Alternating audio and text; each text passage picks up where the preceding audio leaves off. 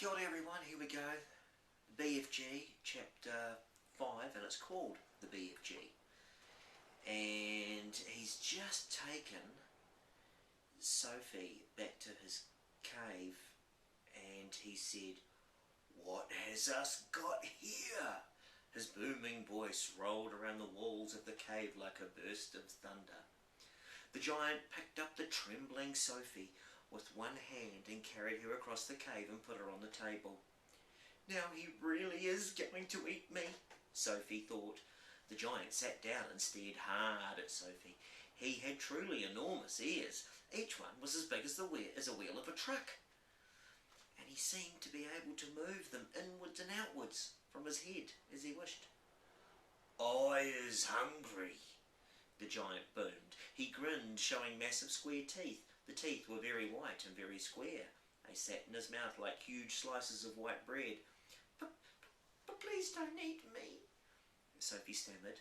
The giant let out a bellow of laughter. "Oh, just because I is a giant. You think I is a man-gobbling cannibal," he shouted. "You was about right. Giants is all cannibal and murderful. And they does gobble up human beings. We is in giant country now. Giants is everywhere around. Out there, us has the famous bone-crunching giant.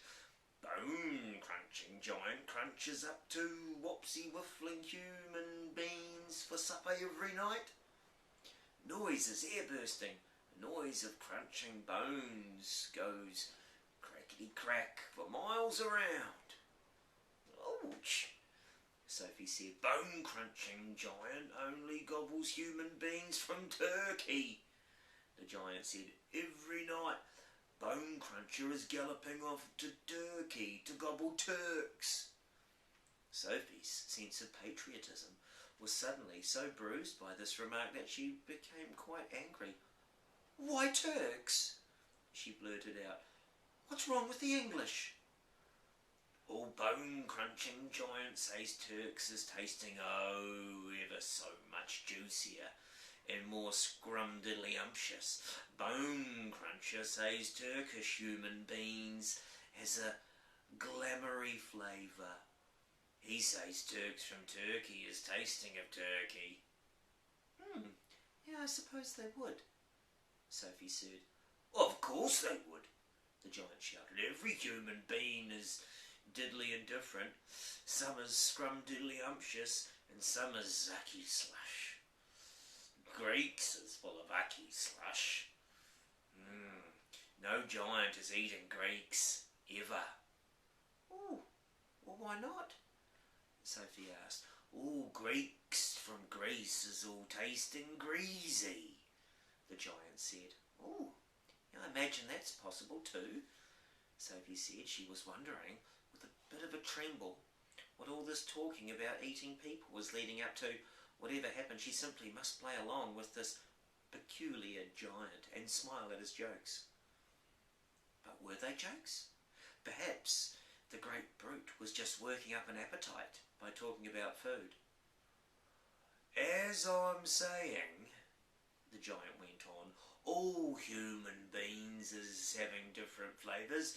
Human beings from Panama are tasting very strong of hats." "Oh, why hats?" Sophie said. "Oh, you is not very clever," the giant said, moving his great ears in and out. "I thought all human beings is full of brains, but your head is emptier than a bundongle." "Do you like vegetables?" Sophie asked, hoping to steer the conversation towards a slightly less dangerous kind of food. "You was trying to change the subject," the giant said sternly. "We is having an interesting babblement about the taste of human bean. The human bean is not a vegetable." "Oh, but the bean is a vegetable," Sophie said. "Not the human bean," the giant said. "The human bean has 2 legs and a vegetable has no legs at all. Sophie didn't argue anymore. The last thing she wanted to do was to make the giant cross. The human being, the giant went on, is coming in dillions of different flavours. For instance, human beans from Wales is tasting very whooshy of fish. There's something very fishy about Wales. You mean Wales? Sophie said. Wales is something quite different. Wales is Wales, the giant said. Don't gobble funk around with words. Now I will give you another example. Human beings from Jersey has almost disgustable woolly tickle on the tongue, the giant said. Human beings from Jersey is tasting of cardigans. You mean jerseys? Sophie said. You are once again gobble-funking, the giant shouted. Don't do it. This is a serious and snitching subject. May I continue? Oh, please do. Well, James from Denmark is tasting ever so much of dogs, the giant went on. Oh, of course, Sophie said. They taste of Great Danes. Wrong, cried the giant, slapping his thigh. Danes from Denmark is tasting doggy because they is tasting of Labradors. Ooh, then what do the people of Labrador taste of? Sophie asked. Danes, the giant cried triumphantly. Great Danes! Aren't you getting a bit mixed up? Sophie said. I is a very mixed up giant, the giant said, but I does do my best, and I is not nearly as mixed up as the other giants. I know one who gallops all the way to Wellington for his supper. Wellington? Sophie said. Where is Wellington? Oh, your head is full of squashed flies, said the giant. Wellington is in New Zealand. The human beings in Wellington has especially scrumdiddlyumptious taste, so says the welly-eating giant. Well, what do the people of Wellington taste of? Sophie asked. Boots, the giant said. Oh, of course, Sophie said. I should have known. Sophie decided that this conversation had now gone on long enough. If she was going to be eaten, she'd rather get it over and done with right away than be kept hanging around any more. What sort of human beings do you eat? She asked, trembling. Me? Shouted the giant, his mighty voice making the glass jars rattle on their shelves.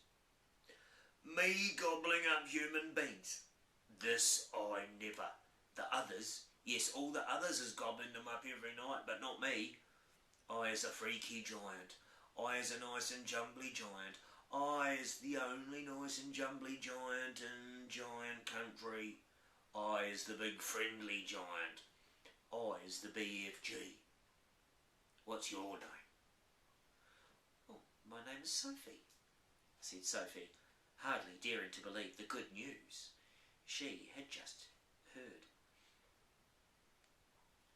But if you are so nice and friendly, Sophie said, then why did you snatch me away from my bed and run away with me? Well, because you saw me, the big friendly giant answered. If anyone is ever seeing a giant, he or she must be taken away, hip switch. Why? Asked Sophie. Well, first of all, said the BFG, human beings is not really believing in giants, is they? Human beings is not thinking we exist. Oh, I do, said Sophie. Ah, but that is only because you seen me, cried the giant. I cannot possibly allow anyone, even little girls, to be seeing me and staying at home. The first thing you would be doing, you would be scuttling around yodeling the news that you were actually seeing a giant. And then a great giant hunt, a mighty giant look-see, would be starting up all over the world with the human beings rummaging for the great giant you saw and getting wildly excited. People would be coming and rushing and brushing after me with goodness knows what, and they would be catching me and locking me into a cage to be stared at. They would be putting me into the zoo or the buncombe house with all those squiggling hippo dumplings and the crocodile-dillies. Sophie knew what the giant said was true. If any person reported actually having seen a giant haunting the streets of a town at night, there would almost certainly be a terrific hullabaloo across the world.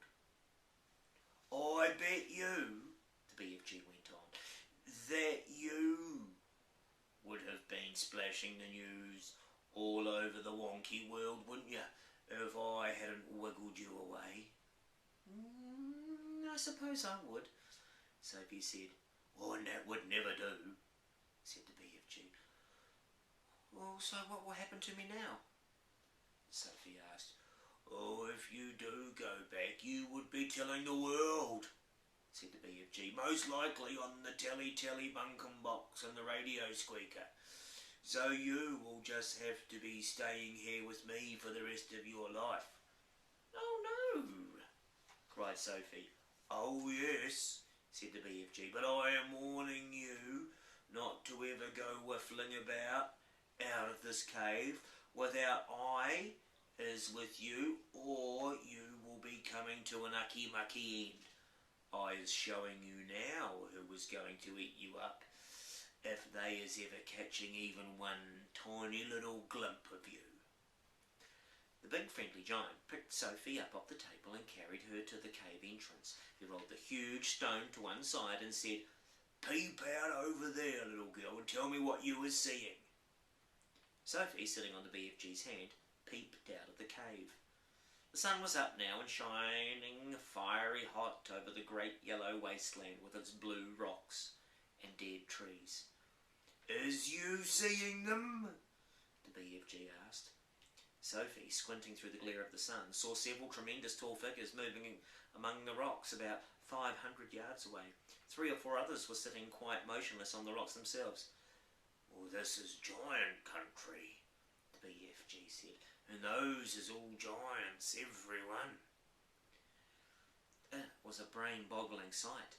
The giants were all naked except for a sort of short skirt around their waists, and their skins were burnt brown by the sun. But it was the sheer size of each one of them that boggled Sophie's brain most of all. They were simply colossal, far taller and wider than the big friendly giant upon whose hand she was now sitting. And oh, how ugly they were. Many of them had large bellies, and all of them had long arms and big feet, and they were too far away for their faces to be seen clearly, and perhaps that was a good thing. What on earth are they doing? Sophie asked. Nothing, said the BFG. They is just moochling and footchilling around and waiting for the night to come. And then they'll all be galloping off to places where people is living to find their suppers. You mean to Turkey? Sophie asked. Bone-crunching giant will be galloping to Turkey, of course, said the BFG. But the others will be whiffling off to all sorts of flung-away places like Wellington for the booty flavour and Panama for the hatty taste, and every giant is having his own favourite hunting ground. Do they ever go to England? Sophie asked. Often, said the BFG. They say the English is tasty, ever so wonderful, of crod scallop. Oh, I'm not sure I know what that means, Sophie said. Meanings is not important, said the BFG. I cannot be right all the time. Quite often, I is left instead of right. And are all those beastly giants over there really going off again tonight to eat people? Sophie asked. All of them is guzzling human beings every night, the BFG answered. All of them excepting me. That is why you will be coming to an ucky-mucky end if any of them should ever be getting his googlers upon you. You would be swallowed up like a piece of frumpkin pie, all in one dollop. But eating people is horrible, Sophie cried. It's frightful. Why doesn't someone stop them? And who is going to be stopping them? Asked the BFG. Well, couldn't you? Said Sophie. Never in a pig's whistle, cried the BFG. All of those man-eating giants is enormous and very fierce. They is all at least 2 times my wideness and double my royal highness. Twice as high as you? Cried Sophie. Easily that, said the BFG. You is seeing them in the distance, but just wait till you get them close up. Those giants is all at least 50 feet high, with huge muscles and cockles alive-o, alive-o. I is the titchy one, I is the runt. 24 feet is puddle nuts in giant country. Oh, you mustn't feel bad about it, Sophie said. I think you're just great. Why, even your toes must be as big as sausages. Bigger, said the BFG, looking pleased. They is as big as Bumplehammers. How many giants are out there? Sophie asked. 9 altogether, answered the BFG. That means, said Sophie, that somewhere in the world every single night 9 wretched people get carried away and eaten alive. More, said the BFG. It is all depending, you see, on how big. Oh, I've lost my page here. On how big the human beings is. Japanese beans is very small, so a giant will need to gobble up about 6 Japanese before he is feeling full up. Others, like Norway people and the Yankee Doodles, is ever so much bigger, and usually 2 or 3 of those makes a good tuck-in. But do these disgusting giants go to every single country in the world? Sophie asked. All countries excepting Greece is getting visited sometime or another, the BFG answered. The country which a giant visits is depending on how he is feeling. If it is very warm weather and a giant is feeling as hot as a sizzle pan, he will probably go galloping up to the Frisbee North to get himself an Eskimo or 2 to cool him down. A nice fat Eskimo to a giant is like a lovely ice cream lolly to you. I'll take your word for it, Sophie said. And then again, if it is a frosty night and the giant is fridging with cold, he will probably point his nose towards the sweltering hotlands to guzzle a few Hottentots to warm him up.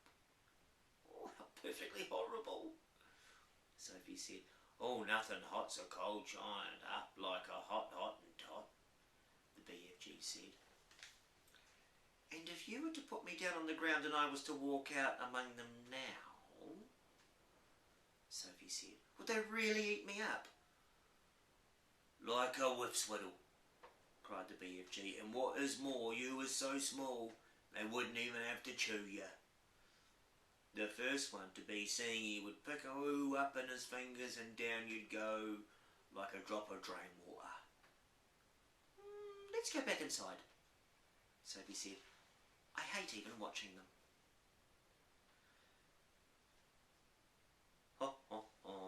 That's the end of those 2 chapters.